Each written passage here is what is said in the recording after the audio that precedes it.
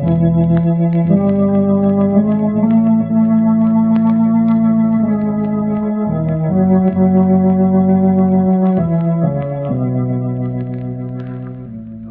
knows what evil lurks in the hearts of men?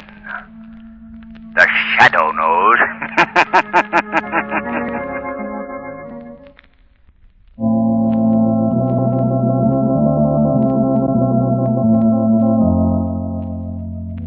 The Shadow, mysterious character who furthers the forces of law and order, is in reality Lamont Cranston, wealthy young man about town.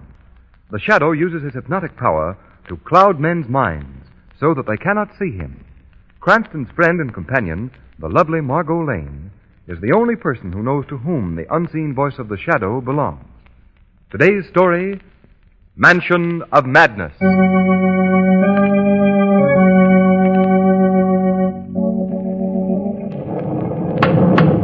Hello in there. Hello? Is anybody home? Well, you didn't expect there would be, did you, Lamont? We didn't think we saw a light as we came up the road, Margot. Well, then try again. What in the world is a medieval castle doing in this country, Lamont? Oh, you know how castles get around. Well, I guess it's useless, Margot. No one seems to... Well, at last. Come on, Margot. Ooh. Well, how do you do? You will please come this way. Thank you. Come on, Margot. Lamont, do you see what I hope I don't see? Quiet, Margot. I hope you'll pardon our intruding on you here. We stalled down the road. You will please be seated. Yes, thank you. As I started to say, we were stalled down the road. I will strike a light. Thank you. Our car was so... Now I will call the master. Thank you. Margot, would you be interested in hearing how we were stalled down You will please be seated. Nice, pleasant little man, wasn't he? Did you see his face? I saw half of it. It's all he has. One side is as flat as a coin. No eye, no ear. Yes, I saw it plainly enough, Lamont. Look at this room. Those old tallow flambeaux on the walls. Everything seems so musty and old. Oh, Lamont, let's get out of here, can we? I don't like this. Careful, Margot. Someone's coming. Look, Margot. Good evening. My man tells me you've had trouble with your car. Yes, we were stuck in the mud up the road a bit. I know this is an awfully late hour. Oh, no apologies, please. It isn't often that visitors come to Balhowden, even by accident. Permit me to introduce myself. I am Caldus Madisol, uncle of Millicent Chantleford, present mistress of Balhowden Castle. On her behalf and on my own, I welcome you. Thank you. Mr. Montesol, Miss Margot Lane. Charmed, Miss Lane. How do you do? Mr. Cranston, Mr. Montesol. How do you do, sir? Delighted, Mr. Cranston. May I ask in what way I can serve you? Well, I'd like very much to use your telephone. I want to call a garage. Telephone? We have no such thing here. No telephone? Nothing new has been put into this castle since it was built in 1640. Nearly 300 years ago. 300 years ago? That's correct. Balhowden was built by Sir Austin Chantleford in the early 16th century. Would you step over here a moment, please? Oh, yes. Yes. Come on, Margot. Yes, Lamont. This is a portrait of Sir Austin. Interesting-looking character. He was forced to flee his native land because of political differences. He built this castle in the hope that he could create in this new land a replica of his ancestral estates. And, did he find happiness? Come here to this window. Do you see that tower? It's a bit difficult, surrounded by mist as it is. Right. I don't quite... Oh, yes, I see it. Sir Austin was found hanging by a rope from its rafters. Suicide. Oh, how horrible.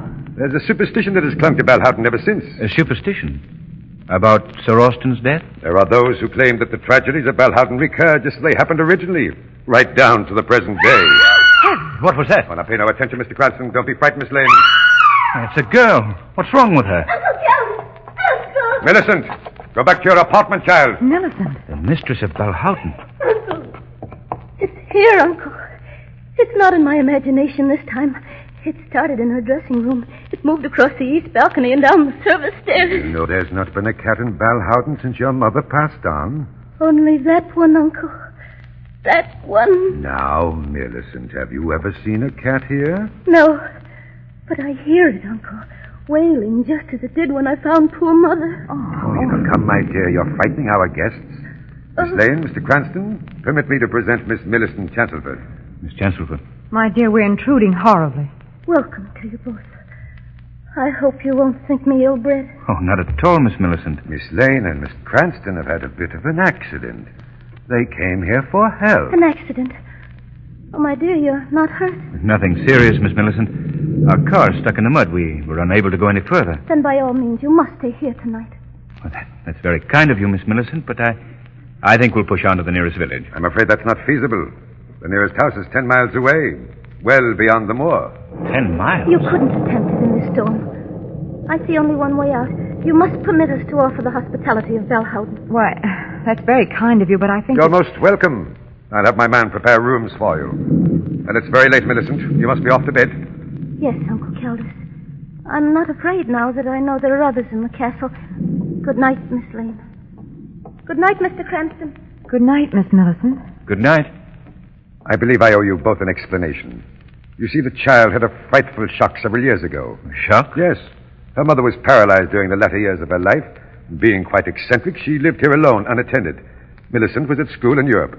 For many months, Millicent received no answer to her letters. So she came back to Balhowden and found her mother's skeleton in this room. Oh. Seated in a wheelchair, her only companion beside her, a cat. Well, that explains this, the cat thing. Oh, it explains many things, Mr. Cranston. The voices she hears, the departed Chancelford who, in her distorted imagination, returned to Balhowden. Oh, the poor girl. Oh, I'm sure this all must be very trying to you both. I'll hurry Cebu along with your rooms. Make yourselves comfortable. I'll be back directly. Yes, thank you.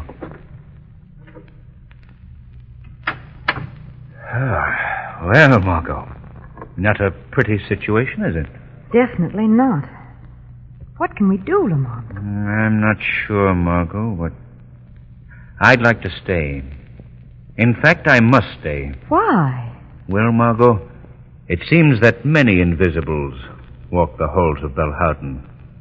Tonight, there will be one other. The Shadow.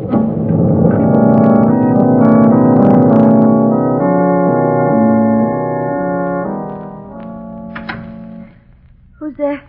Don't be afraid, Miss Millicent. I mean no harm. What do you want? To help you, if help is possible. I'm a friend. I don't recognize your voice. You say you're a friend. What's your name? I have no name, really. I'm called the Shadow. Shadow. I don't understand. Are you one of the visions? No, not one of the visions. Please let me explain. I'm a living, breathing mortal just like you. But I possess a hypnotic power through which I can create a mental mist that makes me invisible. Then you're not one of them. Them? The Chancelfords. You're not Sir Austin or old Barton. There's nothing supernatural about me, Miss Millicent.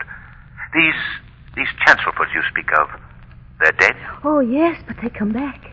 They come back to Belhowden with every change of the moon. With every change of the moon? Have you seen them? I've seen old Barton. Just as he was the night his Hindu servant threw the knife at his throat and killed him. A Hindu servant, did you say? Why? Oh, nothing. Tell me about old Barton. Who was he? He was my grandfather. The last male in the Chancelford line. You say he was killed? Yes, it happened on the main staircase. Old Barton had just come from a hunt on the moors with his hounds. Now, tell me exactly what it is you've seen.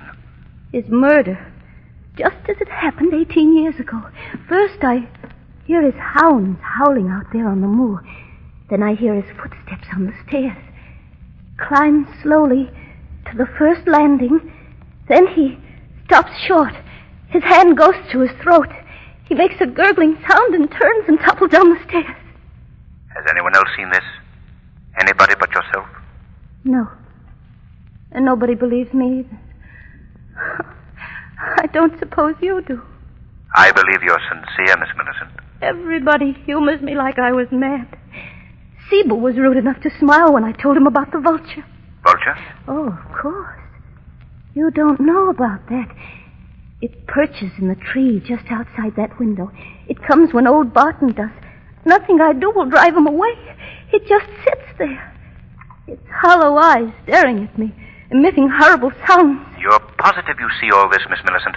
I mean, there could be no mistake. Oh, there, you see, you doubt me also. You said you wanted to help me. How do you think you can? I don't know. I'd hoped there might be a way, but frankly, I'm bewildered. I just don't know.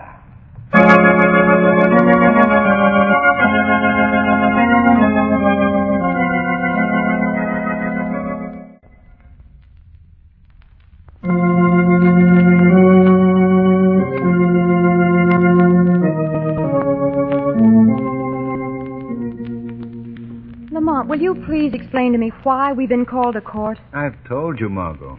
Mr. Montesol has asked us to testify to what we saw and heard that night at Belhowden Castle. But why have we been waiting here all this time? Why can't we just go in and tell what we saw and get out of here? Because the court isn't in session. They've declared a recess. Recess? Oh, ridiculous. Schoolboy stuff. I'll bet you that if women were running these places, things would happen a lot faster than they do now. Now, wait a minute. I seem to recall a few shopping trips with you, my dear. Oh, well, that's different. And the people that hang around here. Look at them. Pure criminal types, every one of them. Well, who, for instance? Well, that man who just came out of that room, for instance. That man there? Yes. Darling, that's the judge. Oh. The court is reconvening. Let's go inside.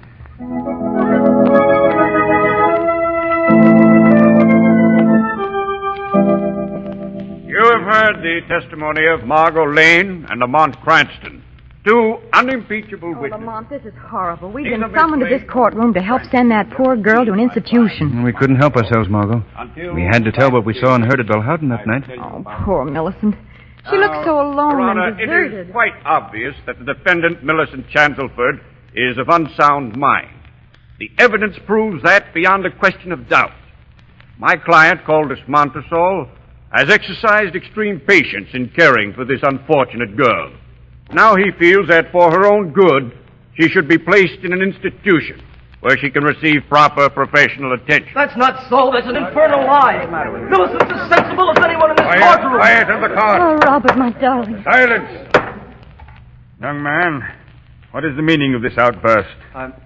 I'm sorry, Your Honor, but I just couldn't sit here and listen to all these lies any longer. If the court please... just a moment, Counselor. Young man, come up here. Yes, sir. Now, what is your connection with the defendant, Millicent Chancelford? What? She's the girl I love. The girl I hope to marry. Until her uncle, Mr. Montesol, shut her away from me. Your Honor, this boy is simply a disgruntled, rejected suitor. I demand Rejected by whom? By Millicent? All right, I'll show you how much of a rejected suitor I am. Millicent, tell him you love me. I do, Robert. I love you with all my heart. There, you see, Judge? Your Honor, I object to this display. Judge, let me take Millicent away. Let me marry her and give her the protection and affection she deserves. Young man, I wish the problem before the court could be settled that easily. If it pleases the court, I would like to proceed with argument on the motion to put this girl in an institution. It pleases the court to recess for 10 minutes. Perhaps we can resume in a more sedate atmosphere. Everyone will stand up as the judge leaves the courtroom. Margot, I have an idea, and I think it can be executed by the shadow.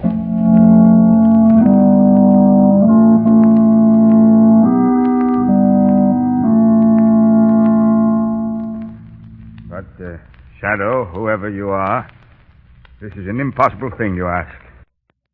I'd like to do it for you. Lord knows you've done enough for law and order. But I've got to hand down a decision. Sign the girl's commitment papers today. Give me 2 days' time, Your Honor.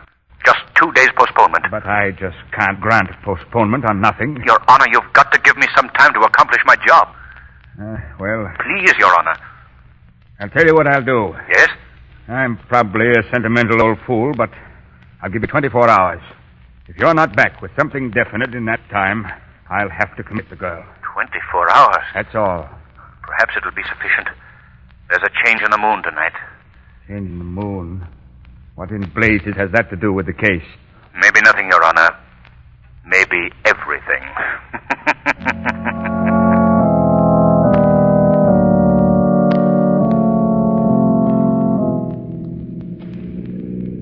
funny, Miss Lane, the way things change in just a few hours. Today, when you and Mr. Cranston were testifying, I was sure I could go on hating you both for the rest of my life. We were in a bad spot, Robert. Boy, I'll say. But I can see now just how Montersall made use of your visit to Belle Howden. Why, it was the sort of a break he was looking for.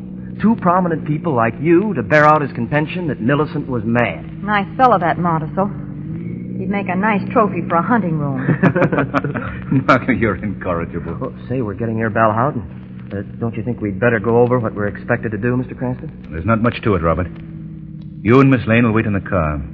I'll get into the castle somehow. Then I'll open the side door under Millicent's apartment for you and Miss Lane. But we must move quickly before Montersall notices us. It sounds simple the way you tell it, but how are you ever going to do it? I'll let you in on a little secret, Robert. I do it all with mirrors.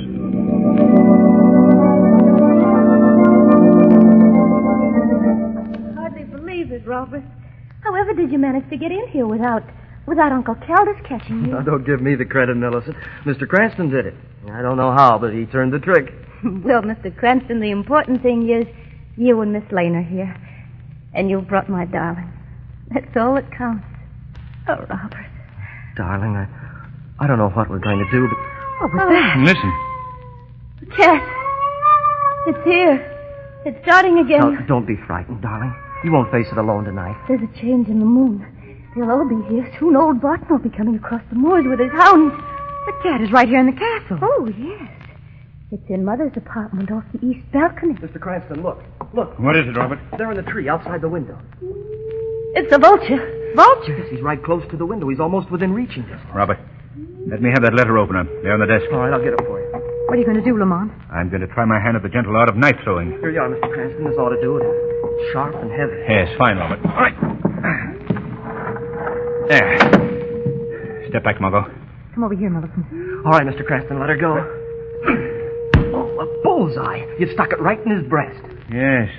But still he sits and squawks. Interesting. Very interesting. I could have told you. You can't get rid of him. There's nothing you can do. He always waits for old Barton's death. Close the window, Robert. Shut him out. No, wait. I hear something out on the moor. Now, you hear that? It's the hounds. They're moving across the moor. Old Barton's with them. He'll be here in a minute. They're coming this way. Oh, Robert. It's all right, darling. It's all right. I don't see how anyone could live in a place like this and still hold on to their sanity. Others have reasoned that way, Margot. You mean Montersall, I suppose. I don't exclude him. Mr. Cranston. Yes? I think I hear somebody moving about downstairs. Yes? Margot, put out that flambeau. I'm going out in the hall. I don't want the light to stream through. All right. There you are. Now, quiet while I open the door. Oh, wait a minute, Mr. Cranston. I'm going with you. All right, Robert. Open up. Be careful, Robert. Easy, boy. Step through, Robert. Right. Now, close it. Follow me. Robert. Yes? Drop down behind this balustrade. We can see the stairs from here. Mr. Cranston. Yes? Look, coming around that car. Ah, that's our man. Now watch it. Old Barton? Maybe. Can you see his face? No. Cape hides it. He's near the landing. Be ready to run, Robert. But what are we going to do? Head him off before he can get to that big flagstone at the bottom of the stairs. Look, he stopped on the landing. Ready now? That's exactly as Millicent described it. Old Barton chokes and then he falls down the stairs. Come on, Robert. Stop! Stay where you are! Stop, I say! Look out, Mr. Cranston. Grab him. I got him! No use, mister. We're onto your hooks. Out of the way, Robert. No, you don't. There. You've got enough, Mr. Gosher. Oh, no, eh? You got him, Mr. Cranston. You nailed him right in the butt. Robert. Millicent, it's all right. Now, don't worry. That was quick work. Who is he, Lamont? I don't know, Margot. We'll see. Strike a match, Robert. I'll turn him over. Sure. Boy, you should have seen that sock Mr. Cranston gave him. All right, now, we'll see who the... The half-faced man. Cebu. Robert, Yes, Mr. Cranston? take Millicent to her apartment. Margot, you come with me. All right, Millicent, let's go. Come on, Margot. All right. Oh, what's next? I want to look at that vulture. Tree's right outside this door. All right, Margot. After you. Thank you. There. There's our charming feathered friend.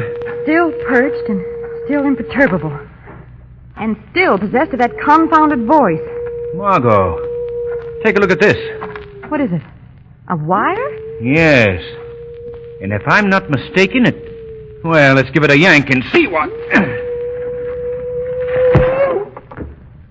My, what a long tail he has. Long copper and properly insulated. Hold on just a minute now. There we are, Margot. Mr. Vulture's innards. His heart, soul, and mind are all encased in this little device.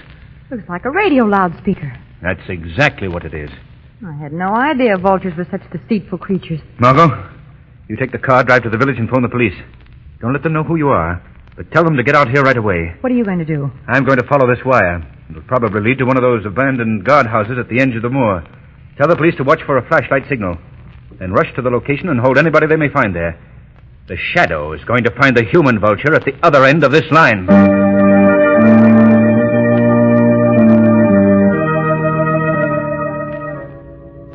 All right, Stevenson. The vulture once more. Longer this time. Let's see Boo's signal to take it down and bring it in. Okay, Monteso. Here goes. Fine. We can disconnect that microphone now. Don't you want me to do the hounds again? Yes, of course. Make it sound as if they're coming back across the moor. Go ahead, the speaker's open.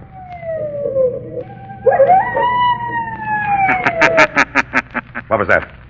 Did you do that, Stevenson? No. Came from over there by the door of the hut. That laugh is not in Stevenson's repertoire of impersonations, Montesol. Stevenson, what in thunder is this? You see anybody? I'll answer for him, Montesol. He can't see me any more than you can. Well, who are you? I am the Shadow. Shadow? Oh, yes, I've heard of you. Quite an elaborate array of insanity-producing machinery you have here. What do you mean? This is a simple portable broadcasting outfit. We're radio amateurs, that's all. Hey, yeah, sure, that's all. Amateurs at radio, but professionals at crime. I'm afraid you're making a mistake. You're the one who's made the mistake, Montesol. You made the mistake of thinking you could drive Millicent Chancelfoot mad, or at least make her believe herself mad. This is ridiculous. I don't know what you're talking about. Your denials don't interest me, Montesol. I'm only concerned with destroying your plans. Your control over Millicent, Mount Chancelford, and her fortune is at an end. What's that? A couple of automobiles coming along East Drive. The police, Montesol, coming for you and your impersonating confederate. The police? Come on, Stevenson, run for it. Come on, let's go. Run, Montesol, run to your doom. Oh, stop or we'll shoot.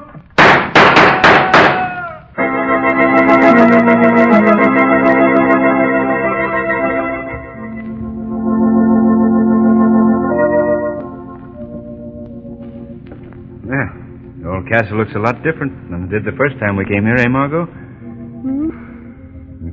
So glad those kids are getting married. She looks very lovely in that wedding gown, doesn't she?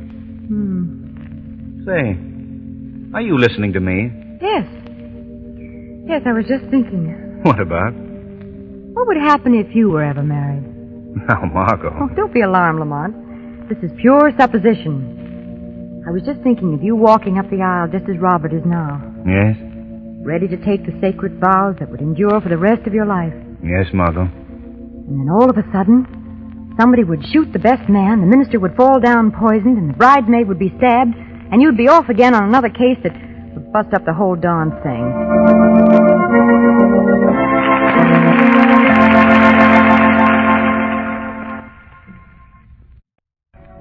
Today's program is based on a story copyrighted by the Shadow magazine. All the characters and all the places named are fictitious. Any similarity to persons living or dead is purely coincidental. The Shadow magazine is on sale at your local newsstand.